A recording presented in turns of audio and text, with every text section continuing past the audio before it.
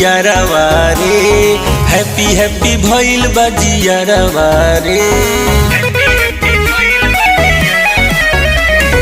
Party मनावल जियरवा रे, हैप्पी हैप्पी भइल बा जियरवा रे।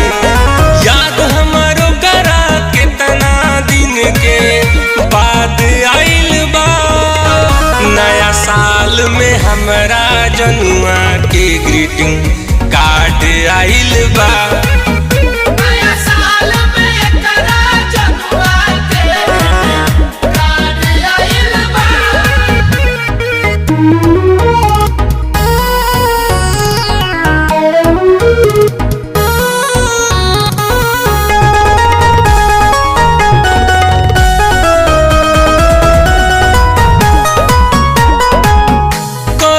रहनी फोन तो उठावत न रहे, पहिले बोलावाला पर आवत न रहे।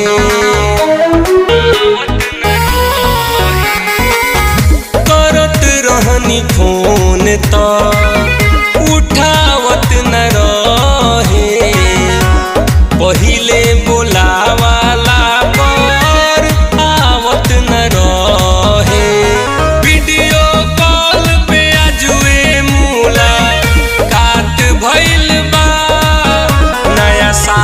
में हमरा जनुआ के ग्रीटिंग कार्ड आइल बा। नया साल में एकरा जनुआ के कार्ड आइल बा।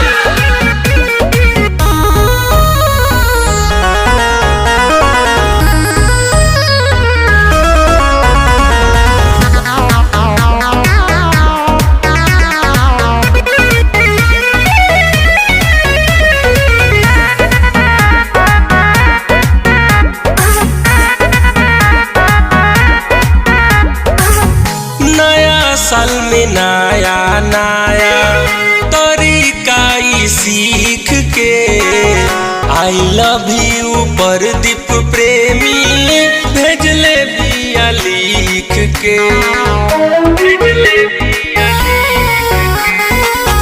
नया साल में नया नया तरीका सीख के आई लव यू प्रदीप प्रेमी भेजले बिया लिख के। प्रेमी परमेश्वर खुशी के आज पर साथ भइल बा, नया साल में हमरा जनुआ के ग्रीटिंग कार्ड आइल